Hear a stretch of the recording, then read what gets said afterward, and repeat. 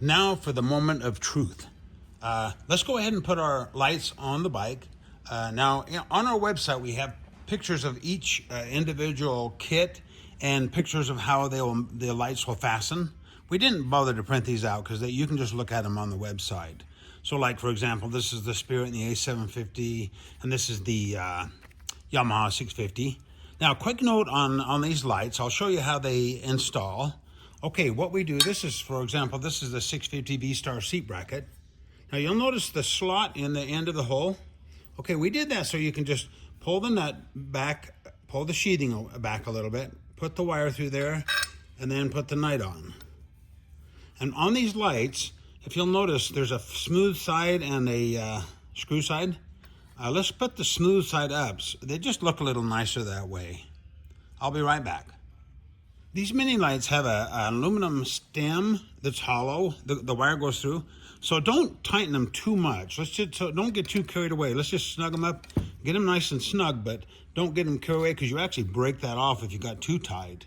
So, and then you'll see that I did the nut that we send extra. You don't need to do that. You could just use this nut and use it against the light there and don't have that one, or vice versa.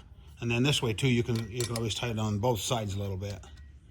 And then one thing, very few of these lights it happens, but every once in a while the light will rotate on the stem. So what you do is, instead of sending the lights back and everything, just put a little drop of super glue down in that crack there, and that should just fix the problem.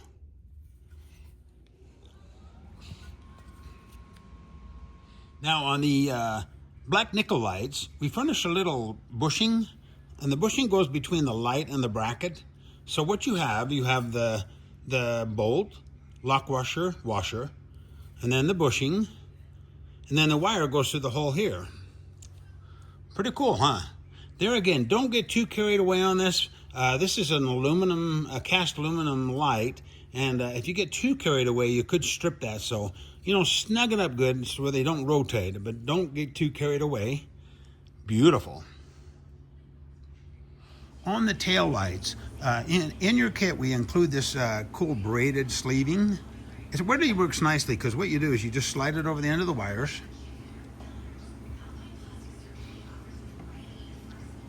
And it kind of expands when you push on it like this. So you can slide it over the wires. When you come to the connectors and that, you can just slide it over those. This works really nice. And then what I'll show you is how we hook it to the light. Okay, I've got this mounted. If you'll notice, we've got the sleeving here. Then what I did is I just taped the end of the sleeving to the light. If you take a piece of black electrical tape and wrap it around the sleeving and the wires nice and tight, it kind of makes a nice looking little transition there. And you'll see the sleeving there. And you'll notice on most of our lights we have the wire tie holes. So we have a wire tie there to hold it there, and then it goes through the hole in the bracket. And we have these wire ties here to hold it against the back of the bracket. You can see the back side. See the wire tie there, and then the wire ties on the back. So it just makes a nice compact looking setup, and it'll make the wiring look like a professional job. Okay, there's a couple of different ways you can do these lights. Now, what you can do is you can mount the lights permanently. There's the two signals. These are the mini lights, but it'd be the same for the black nickels. And then on this one, it's my fender mount light, but it's all the same basically. So you can mount your lights first, run your wires, route them exactly where you want them, wire time in, whatever. We always put holes in our brackets for wire ties if possible to hold the wires. Try to run your wires where they're hidden as much as possible. Like on this bike, I kind of came up the sides and then up into the compartment. Okay, you could do it that way, or you could just kind of temporarily mount the lights, just temporarily mount them, and then kind of figure out about where your wires will go, and then you can mark them and snip them off at a bench. So either one, probably safer to do it on the bike. Okay, so what I've done is I've mounted my lights, ran my wires. You can see them all here. Okay, what I'll do is I'll plug in the connector with the three-way fittings and stuff on them, and the female connectors already installed. Okay, there we go. Okay, then I'll be back to show you how to do this. Next step is to go ahead and put the male connectors on all the wires coming from the bike. Now, make sure you get real good crimps. Give them a tug, because you don't want these coming off later, so give them a good crimp. And then we'll go ahead and start plugging them into the female connectors coming from the bike.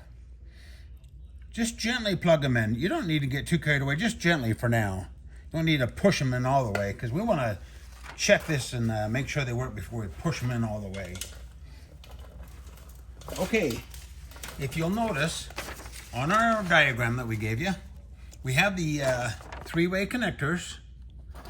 We have the, for example, this is the black three-way, blue three-way, whatever. The most important ones are the grounds. So, pay really close attention to the grounds, because if you get a grounds hooked up properly, then if any of these are wrong, you can just switch them. And then on these wires, any wire goes to any one of these three. It doesn't have to be a certain one. So you can just plug in any of those into the three-way that you want.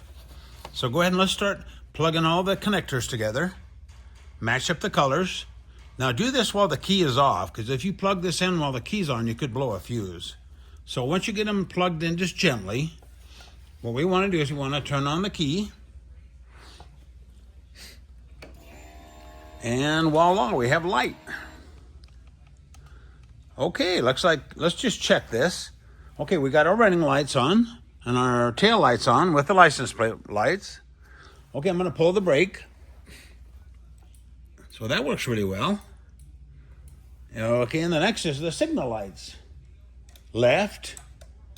Okay, those are wrong. So that's left and that's right. So these are wrong. So all we do is go back to your paper, and you can go ahead and switch these. We put on here, switch if wrong direction. So switch those wires, and then the function should be correct.